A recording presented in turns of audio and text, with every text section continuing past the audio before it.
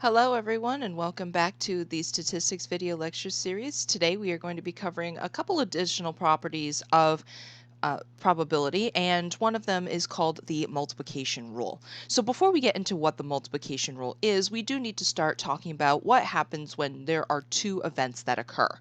So we can have what is called conditional probability when we're looking at two events.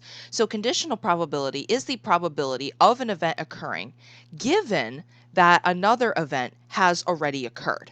So the notation for this looks something like this. This is read as the probability of B given A.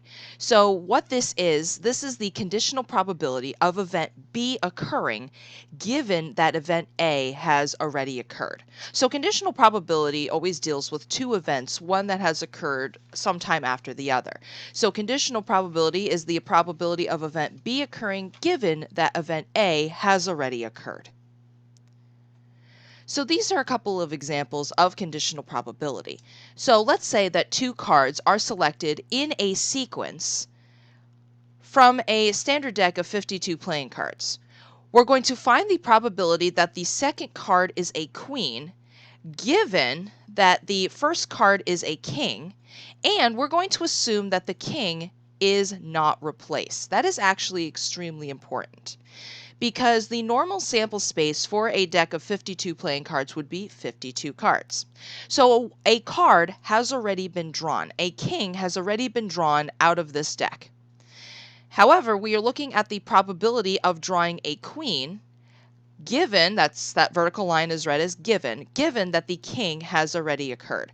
So the probability of drawing a queen given that the king has been drawn and the king was not replaced. So if this one singular card has been drawn and not replaced, how many cards are left over out of which you can draw a queen out of?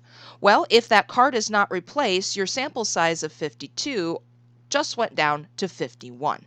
So out of the 51 cards that are now left over, there are 4 of them are queens. So the probability of drawing a queen, given that a king has already been drawn and not replaced, is 4 out of 51.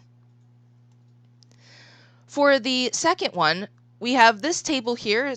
On the right, it shows the results of a study in which researchers examined a child's IQ and the presence of a specific gene. We're going to find the probability that a child has what is classified as a high IQ, given that the child has the gene. So we're finding the probability of a high IQ given the gene is present. So if we're only looking at whether the child has the gene, that means the denominator of our probability is only going to be those students who have the gene. And out of those students who have the gene, we're looking at the frequency of children that are considered to have a high IQ. So this would be empirical probability, but it is conditional probability because we are setting the condition on this that the child already has the gene. So out of the total children that have the gene, which is 72, 33 of them have a high IQ. So the probability that the child has a high IQ, given that the child already has the gene, is 33 out of 72. Because we had the condition that the child has the gene, we basically ignored the entire column where the gene was not present, and we ignored the overall totals, which accounted for children who had the gene and children who did not have the gene. So because it was given the gene was present, we looked at this total, 72, which was the total number of children who had the gene. Now, two events are independent if the occurrence or outcome of one of the events does not affect the probability or occurrence of the other event. So if basically the two events have absolutely nothing to do with each other and the occurrence or outcome of one does not affect the other one at all, they are considered independent. So if two events are independent, that means the probability of B given A is just the probability of B because A didn't matter. Event A's outcome or occurrence did not affect B's probability. And vice versa, if two events A and B are independent, that means the probability of A given B is just the probability of A because B didn't matter. Now, two events that are not independent are called dependent. So dependent events would be where the occurrence or outcome of one event does directly affect the occurrence or outcome of the other one. So what we are going to do for these is we are going to determine whether these events are independent or dependent.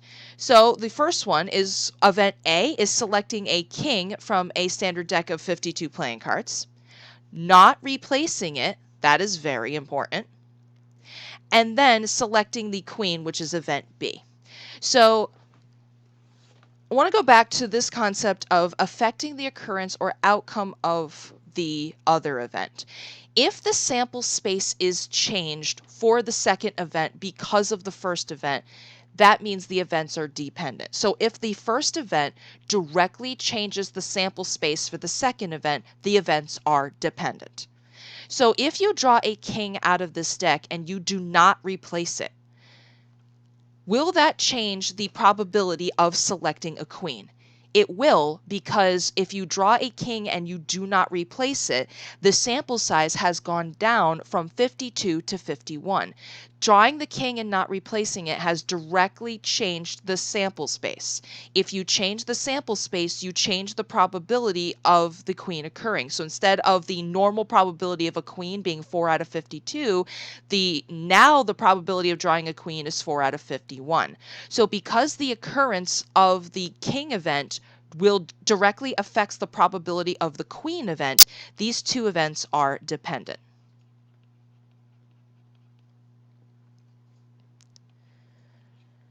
So then for number 2, event A is tossing a coin and flipping heads, and then event B is rolling a 6-sided die and obtaining a 6. So you have to ask yourself, does the occurrence or outcome of the coin event affect the occurrence or outcome of the die event?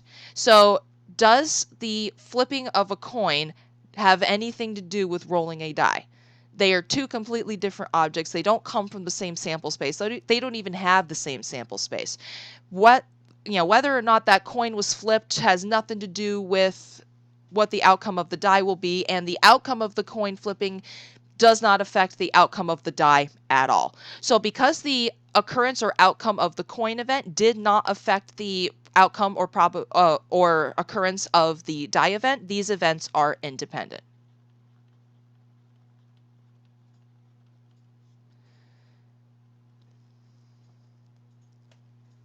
Now, if you were looking at probabilities of two events in a sequence, the probability that two events A and B will occur one right after the other in a sequence is the probability of A times the probability of B given A. And I do want to point out that this is the probability of A and B occurring. In another video, we're going to look at the probability of A or B occurring, and that is completely different. The multiplication rule deals with two events, A and B, that have occurred in a sequence. So the probability of A and B is just the probability of the first event A times the probability of B given A. So the conditional probability of B given that A has already occurred. Now, if the events A and B are independent, then the A doesn't really affect B. So if the events A and B are independent, then the rule can be simplified to probability of A and B is the probability of A times the probability of B. So this rule right here assumes that the events are dependent. If the events are independent, the rule simplifies just to probability of A times probability of B.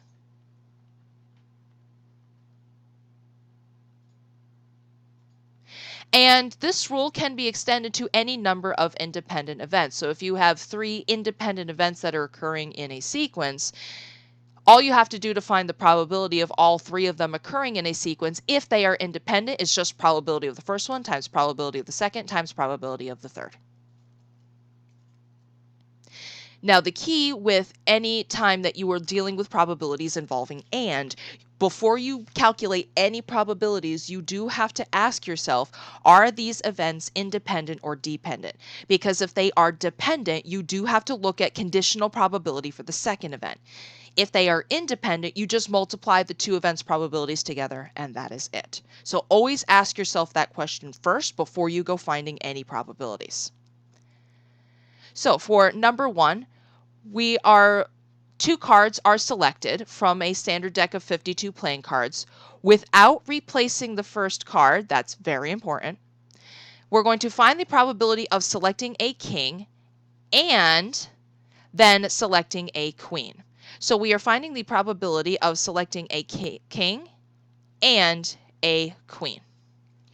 Now, the first card was not replaced. And as we covered a few examples ago when we were looking at independent and dependent, does the occurrence of the king event affect the probability of drawing a queen? And it does, because if you do not replace the king, you have changed the sample space for the queen, so the queen's probability is directly affected.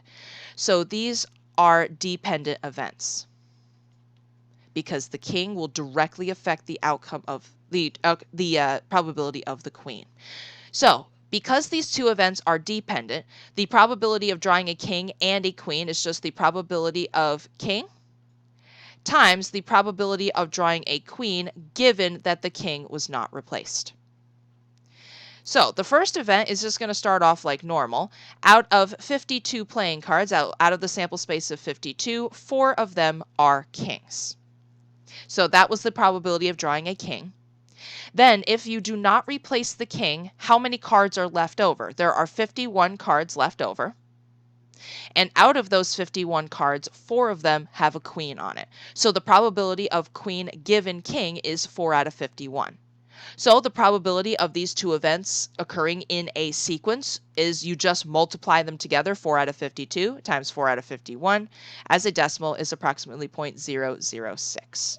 So it is a fairly small probability, but remember, the only way to have a probability of truly 0 is if it is impossible, which this is not. This is not impossible, just unlikely. Now for number 2, a coin is tossed and a die is rolled. We are going to find the probability of tossing a heads and then rolling a 6. So note the and there. So we're finding the probability of tossing heads and rolling a 6. So again, before you do any probabilities, you have to ask yourselves, are these events independent or dependent? Does the occurrence or outcome of flipping a coin affect the occurrence or outcome of rolling a die? No, it doesn't. These events have nothing to do with each other. So these two are independent events. Because these two events are independent, you do not have to worry about any conditional probabilities. All you have to do is find the probability of the first event times the probability of the second event. So you'll just find the probability of flipping heads times the probability of rolling a 6, and then that'll be it. So probability of flipping heads is 1 out of 2 times probability of rolling a 6. Well, out of those 6 sides on a 6-sided die, one of them has a 6 on it. So the probability of rolling a 6 is 1 out of 6. So then for the probability of these two events occurring in a sequence, heads and then 6 is just 1/2 times 1/6, which is 1/12, or 0.083-ish as a decimal.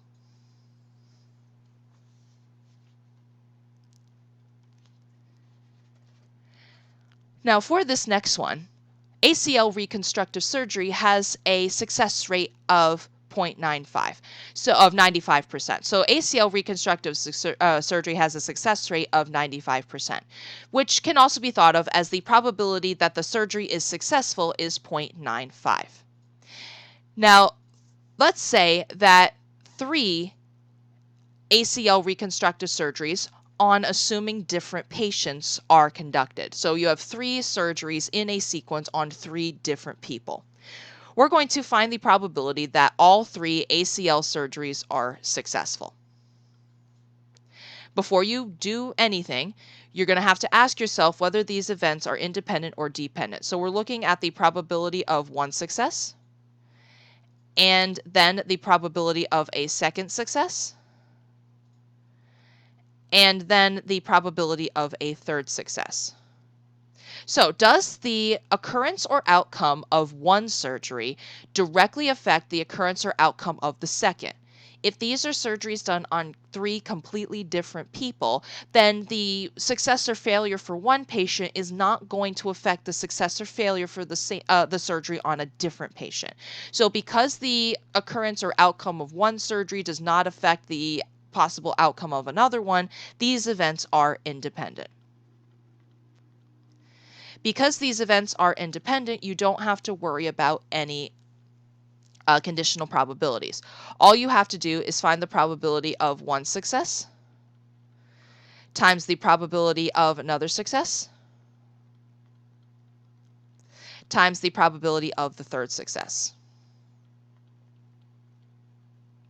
So the probability that the first surgery is successful is 0.95. Probability that the second surgery is successful is also 0.95. Probability that the third surgery is successful is 0.95. So then to find the probability, all 3 of these successes are going to occur in a sequence. You just multiply them all together and you get approximately 0.857. So there's approximately an 85.7% chance that all 3 of these surgeries in a row are successful. So then for number 2, we're going to find the probability that none of the 3 ACL surgeries are successful. So going back to sample spaces really quick, the probability that the surgery is successful is 0.95. What is the opposite of successful? Well, the opposite of a successful surgery is a not successful surgery. So also remember what all probabilities in a sample space have to add up to. All probabilities in a sample space need to add up to 1, which is 100%. So if the probability of success is 0.95, then the probability of failure is just 1 minus 0.95, which is 0.05. Because if there is a 95% chance of success, there is a 5% chance of failure because they have to add up to 100%. So, again, you have to ask yourself, are these events independent or dependent? Does the failure of one ACL surgery affect the chance of success or failure for another one if it's a different patient? Which it does not. So these events are, once again, independent. So for this probability, to find the probability of one failure and the probability of a second failure, and then the probability of a third failure, all you have to do is just multiply each of these events in a sequence. So the probability of one surgery failing is 0.05 times probability of a second failure is 0.05 times the probability of a third failure is 0.05. And this is a probability that is so small that your graphing calculator will put it in scientific notation. To turn scientific notation back into a decimal, you just move the decimal point to in this case, it will be the left, as many places as there are powers of 10. So you get a 0.0001 probability. So this probability is extremely low. It is extremely unlikely, but is it truly 0? It is not truly 0. It's just a really small decimal, so it's not impossible. The only way to get a probability of truly 0 is if it's impossible, and while this is extremely unlikely, it still is within the realm of possibility. So for number 3, we're going to find the probability that at least one of the ACL surgeries are successful. So the at least one would be either 1 surgery, 2 surgeries, or 3 surgeries. So exactly 1 surgery and exactly 2 surgeries and exactly 3. Now, instead of going through all of that and finding each of those probabilities and then adding them all together, let's go about this a different way. Let's think in terms of complements. So what is the opposite of at least one success? Well, the opposite of at least one success would be no successes. So the opposite or complement of this event would be no successes. So the probability of at least one success